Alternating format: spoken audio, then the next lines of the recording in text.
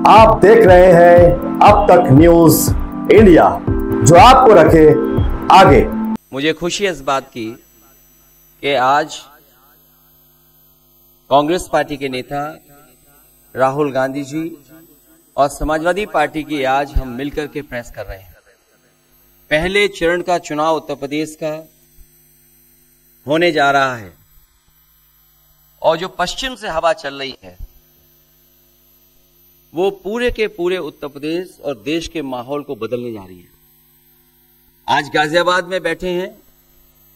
इस बार भारतीय जनता पार्टी को गाजियाबाद से लेकर के गाजीपुर तक इंडिया गठबंधन सफाया करने का काम करेगा।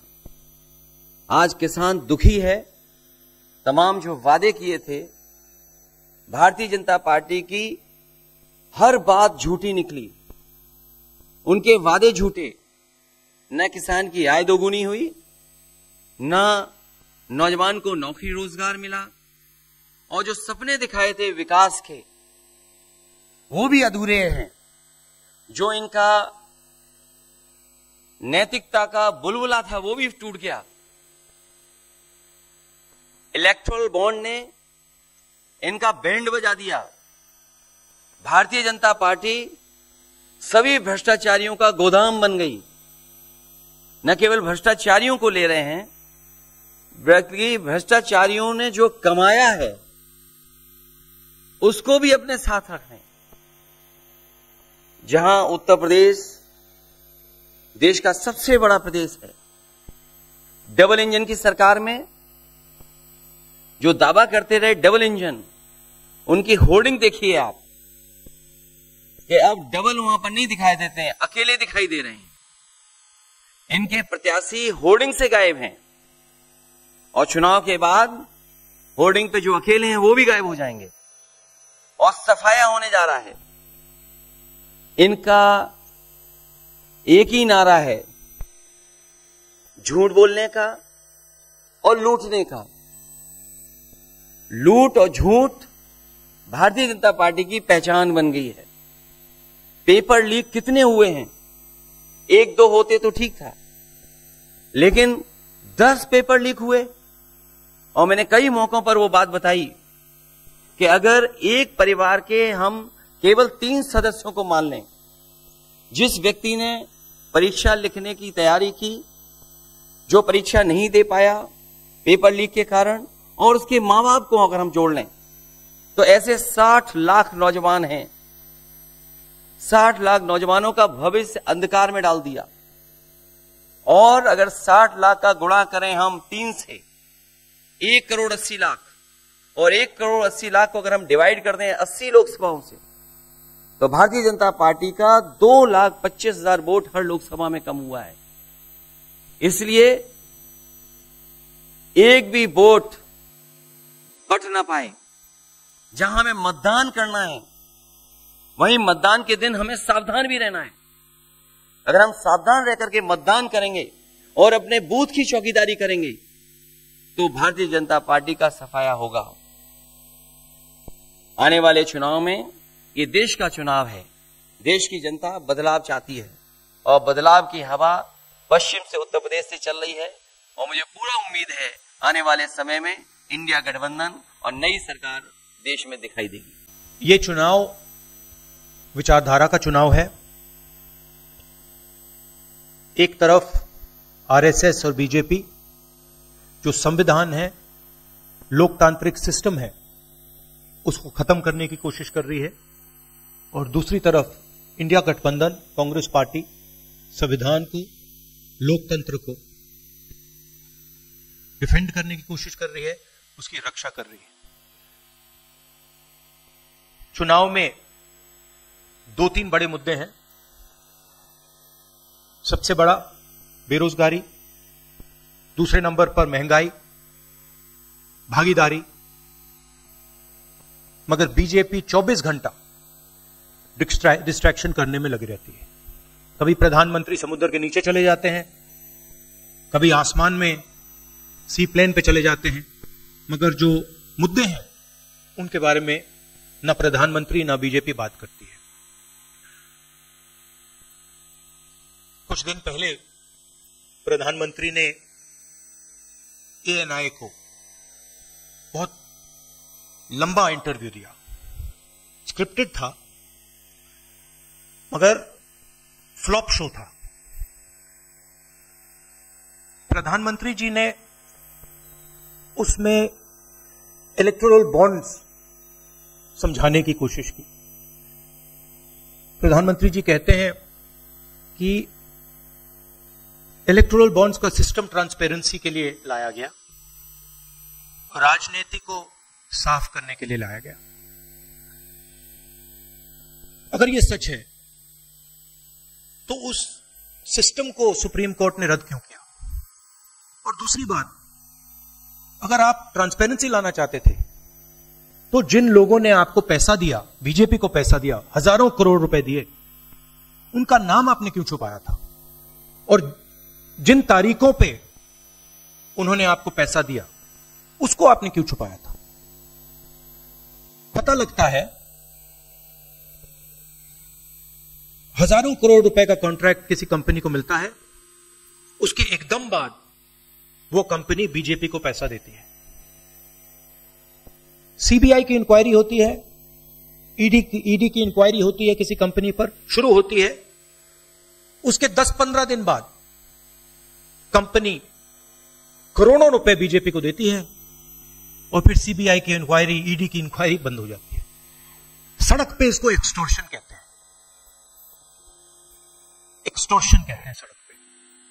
तो ये जो है इलेक्टोरल बॉन्ड्स का जो स्कीम है, ये दुनिया का सबसे बड़ा एक्सटॉर्शन का स्कीम है।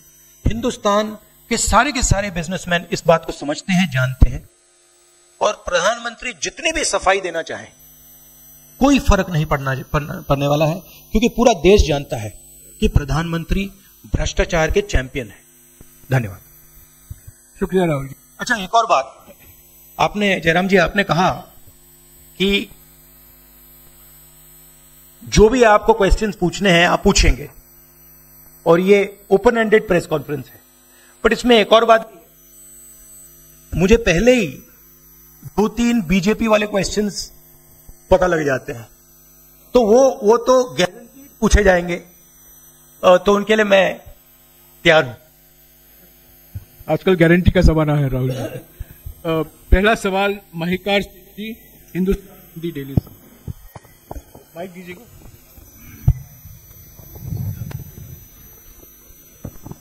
राहुल जी, स्वागत है आपका। दोनों नेताओं, जबकि आज प्रचार का पहला चरण समाप्त होने वाला है, आपने मेरे मित्रों को थोड़ा सा कसरत करा दी, वो दिल्ली से यहाँ आए हैं। आपने गाजियाबाद में ही क्यों पीसी की? यूपी दिल्ली छोड़ के गाजियाबाद में पीसी हो रही है। दूसरा सवाल ये है राहुल जी से कि लोग तो गुजरात छोड़कर पीएम बनने के लिए बनारस आते हैं, आप बाय नाइट चले गए, तो क्या अमेठी या रायबरेली से आप लड़ेंगे? ये बीजेपी वाला क्वेश्चन है, ये पत्रकार का सवाल। पहले ही opening ball BJP question. Very good, शाबाश। देखिए, अमेठी के बाद कांग्रेस का डिसीजन है, जो भी मुझे ऑर्डर मिलेगा मैं वो करूंगा। सीईसी मीटिंग, हमारी पार्टी में सीईसी मीटिंग्स में ये डिसीजन लिए जाते हैं। बट पहला बीजेपी का question, good question, thank you. Amar Ujala से निशा, आप थोड़ा शांत हो जाइए यहाँ पे। बहुत बहुत स्वागत है। मेरा सवाल आपसे ये है कि यूपी में न केवल यूपी में बल्कि पूरे देश में इस बार कांग्रेस ने अपने बहुत कम प्रत्याशी 268 अभी तक सामने आए हैं, और यूपी में तो 80 सीटों के मुकाबले केवल 17 सीट हैं। ऐसा क्यों? क्या ऐसा मान के चल रही है कांग्रेस की आप कमजोर चल रहे हैं, या यूपी में कमजोर है कांग्रेस इसलिए सपा या आपके गठबंधन बाकी सहयोगी पार्टी सीट नहीं देना चाह रही है? नहीं, हमने डिसीजन लिया है कि इंडिया गठबंधन चुनाव लड़ेगा और हमने सीट शेयरिंग की है, और ओपन माइंडेड तरीके से, दिल खोल के हमने सीट शेयरिंग की है। हम चाहते हैं कि थोड़ी सी हम फ्लेक्सिबिलिटी दिखाएं और ओपन माइंडेड तरीके से हम चुनाव लड़ें, इसीलिए हमने स्पेस अपने पार्टनर्स को दी है, पर इसका कोई कमजोरी का मतलब नहीं है। पीटीआई से अनवर। राहुल जी, मेरा सवाल आपसे है कि पिछले बार जो आप दोनों लोगों का गठबंधन था वो सफल नहीं हो सका उत्तर प्रदेश में। एक बार फिर आप लोग साथ आए हैं और प्रधानमंत्री ने पिछले दिनों कहा कि ये दो लड़कों की फ्लॉप फिल्म है जो इस बार भी फ्लॉप होगी। तो आगे आप क्या उम्मीद कर रहे हैं इस गठबंधन से? उत्तर प्रदेश में कितनी सफलता मिलेगी और कितनी सीटों की उम्मीद है इस बार आप लोगों को? देखिए, मैं सीट्स का प्रेडिक्शन तो नहीं करता हूं। जनरल बात कह सकता हूं कि बीजेपी को मुझे लग रहा था 15-20 दिन पहले कि 180 तक जाएंगे, अब मुझे लग रहा है 150 तक जाएंगे। हर स्टेट में हमें रिपोर्ट मिल रही है कि हमारा चुनाव इंप्रूव कर रहा है और अंडर करंट है। जहां तक गठबंधन की बात है, यूपी गठबंधन की बात है, बड़ा पावरफुल गठबंधन है और बहुत अच्छा परफॉर्मेंस होगा हमारा उत्तर प्रदेश में। दैनिक जागरण से आदित्य त्रिपाठी। आप दोनों का बहुत बहुत स्वागत है। मेरा प्रश्न यह है कि उत्तर प्रदेश में एनडीए गठबंधन रोकने के लिए आपकी क्या रणनीति है? सॉरी, क्या? उत्तर प्रदेश में एनडीए गठबंधन को रोकने के लिए आपकी क्या रणनीति, आप दोनों लोगों की? उत्तर प्रदेश में नेशनल लेवल पे मैं आपको हमारा फाउंडेशन बता देता हूं और वही आइडियाज हम उत्तर प्रदेश में भी चलाएंगे। देखिए, पिछले 10 सालों में नरेंद्र मोदी जी ने नोटबंदी करके, गलत जीएसटी लागू करके और जो बड़े बड़े अरबपति हैं, अदानी जी हैं, उनका पूरा सपोर्ट करके जो रोजगार पैदा करने का सिस्टम था उसको उन्होंने खत्म कर दिया है। तो सबसे पहला काम जो रोजगार हिंदुस्तान के युवाओं को मिलना चाहिए उसको एक बार फिर स्ट्रेंथन करने का है। उसके लिए हमने अपने मैनिफेस्टो में 2-3 आइडियाज दिए हैं। एक आइडिया रेवोल्यूशनरी आइडिया है, राइट टू अप्रेंटिसशिप। तो जो अमीर घर के बच्चे होते हैं वो अप्रेंटिसशिप करते हैं, ट्रेनिंग मिलती है, पेड ट्रेनिंग होती है। तो हमने डिसाइड किया है कि हिंदुस्तान के उत्तर प्रदेश के सब ग्रेजुएट्स को, डिप्लोमा होल्डर्स को हम अप्रेंटिसशिप का अधिकार देंगे। जो भी अप्रेंटिसशिप करना चाहेगा उसको प्राइवेट सेक्टर में, पब्लिक सेक्टर में, सरकार में अधिकार मिलेगा, अप्रेंटिसशिप का अधिकार मिलेगा, ट्रेनिंग होगी और 1 लाख रुपए साल का, 8,500 रुपए महीने का उस युवा के बैंक अकाउंट में हम डालेंगे। और ये करोड़ों युवाओं के लिए हम अधिकार दे रहे हैं।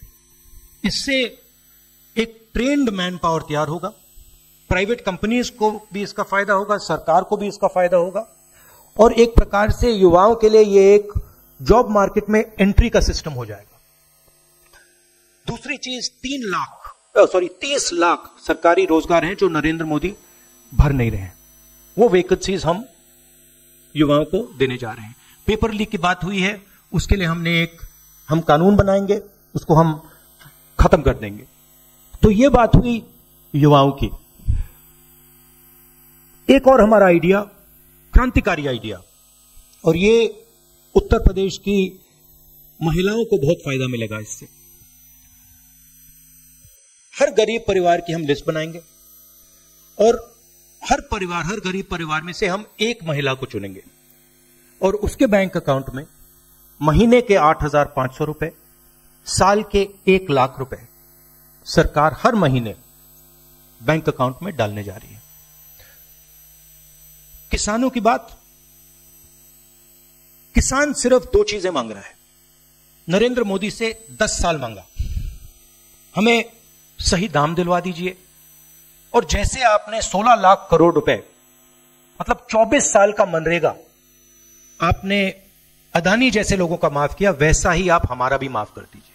और नरेंद्र मोदी मना करते हैं, उन पर फायरिंग करवा देते हैं, उनको डरा देते हैं। तो हमने लीगल एमएसपी का निर्णय ले लिया है।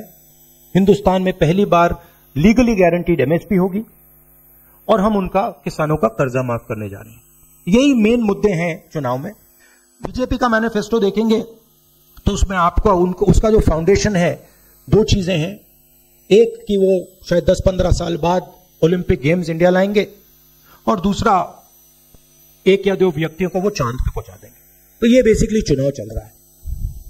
शुक्रिया राहुल जी। अगले 3-4 सवाल आप कृपया अखिलेश जी से पूछेगा। एएनआई से शालिनी।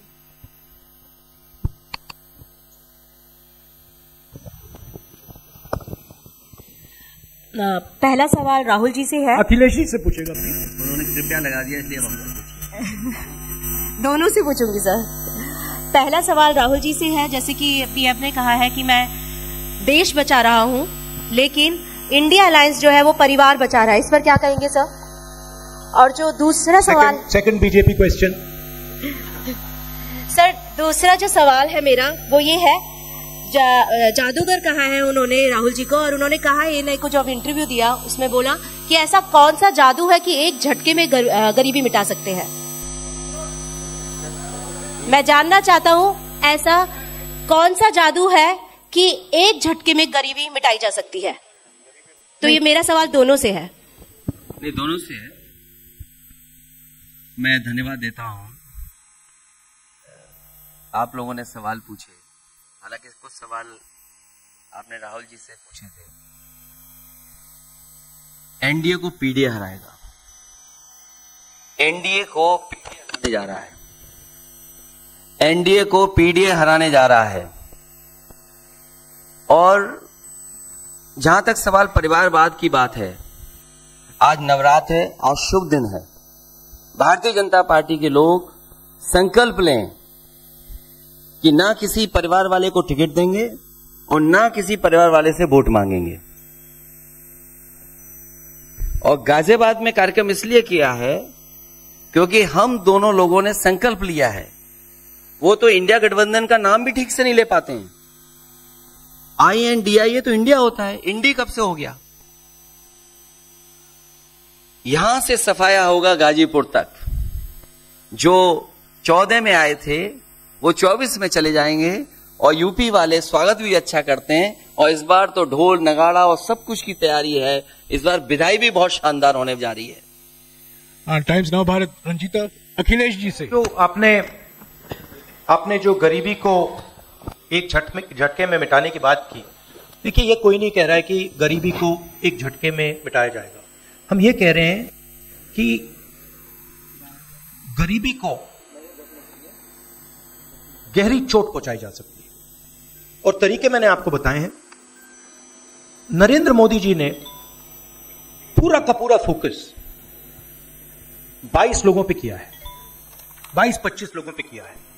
आज की सच्चाई है कि 22 लोगों के पास उतना धन है जितना 70 करोड़ लोगों के पास है। गरीबी का यह भी कारण है कि नरेंद्र मोदी जी ने सारा का सारा धन कॉन्सेंट्रेट कर दिया है, 20-25 लोगों को पकड़ा दिया है। मैं जाति जनगणना की बात कर रहा हूं और मैंने ये बात बहुत बार उठाई है। भागीदारी की बात होती है। हिंदुस्तान के किसी भी इंस्टीट्यूशन में आपको ना पिछड़े वर्ग के लोग मिलेंगे, ना दलित मिलेंगे, ना आदिवासी मिलेंगे, ना गरीब जनरल कास्ट के लोग मिलेंगे। मैंने मीडिया के बारे में बात उठाई। मीडिया में आपको बड़े बड़े एंकर्स दिखते हैं। आपको मीडिया की कंपनीज के मालिक की लिस्ट निकालिए, आपको दिख जाएगा कि उधर ना एक पिछड़ा मिलेगा, ना एक दलित मिलेगा, ना एक आदिवासी मिलेगा। तो हम क्रांतिकारी काम करने जा रहे हैं। जाति जनगणना, महिलाओं को उनके बैंक अकाउंट में 1 लाख रुपए, किसानों को MSP। तो ये सब गरीबों को पैसे देने के तरीके हैं। नरेंद्र मोदी जी ने पिछले 10 साल में गरीबों को कुछ नहीं दिया। तो ये हम करने जा रहे हैं। हाँ रंजीता, अखिलेश जी से। हाँ, अखिलेश जी से ही सवाल है। राहुल जी ने अभी जितनी भी चीजें कही, अखिलेश जी से। नहीं, मैं सवाल पहले। जितनी भी चीजें कही वो तमाम चीजें कांग्रेस के घोषणा पत्र में है। क्या इंडिया गठबंधन का अपना कोई साझा जो है वो मैनिफेस्टो होगा? अखिलेश जी, क्या जो राहुल जी कह रहे हैं क्या वही तमाम चीजें सपा की भी है या सपा कुछ अलग भी घोषणाएं कर रही है चुनाव में? इंडिया गठबंधन नई उम्मीद है, और जैसा कि राहुल जी ने कहा कि उनके मैनिफेस्टो में बहुत सारी चीजें हैं जिससे गरीबी दूर की जा सकती है। उसी से जोड़ करके मैं ये कहना चाहता हूं कि जिस समय हमारा देश का किसान खुशहाल हो जाएगा, जिस दिन देश के किसान को अपनी लाभकारी मूल्य मिलने लगेगा फसल का, और मैं समझता हूं कि जितने भी राजनीतिक दल हैं और खासकर जो इंडिया गठबंधन के साथी हैं, वो ये बात कह रहे हैं कि हम एमएसपी की गारंटी देंगे या किसानों को लाभकारी मूल्य देंगे, और जिस दिन भारत सरकार किसानों की आय बढ़ा देगी, गरीबी दूर होना शुरू हो जाएगी। और मैं कई मौकों पर कह रहा हूं कि जाति जनगणना भी एक हमारा मुद्दा है। बिना सामाजिक न्याय के, बिना जाति की गैर बराबरी खत्म किए हुए हम अपने समाज को आगे नहीं बढ़ा सकते। और जैसा राहुल जी ने कहा कि खुशहाली के लिए जाति गणना जरूरी है, तो जाति गणना, सामाजिक न्याय और पीढ़ी की लड़ाई को लेकर के हम चलेंगे, उससे गरीबी भी दूर होगी और मान सम्मान भी मिलेगा। विक्रांत, और देखिए, ये जो हमारा मैनिफेस्टो है, ये जरूर कांग्रेस पार्टी का मैनिफेस्टो है, मगर इसमें जो आइडियाज हैं वो इंडिया गठबंधन उनकी आइडियोलॉजी के आइडियाज हैं। और अगर समाजवादी पार्टी का कोई सजेशन हो या किसी और भी इंडिया गठबंधन की पार्टी का सजेशन हो, उसको हम सब ऑन बोर्ड करेंगे। तो हमारा मतलब जॉइंटली काम होता है, हम बातचीत करके, कंसल्ट करके काम करते हैं और फ्लेक्सिबिलिटी दिखाते हैं। और हम लोग G20 की तरह नहीं है, केवल 2 का चलता हो, बाकी सब 0 हो।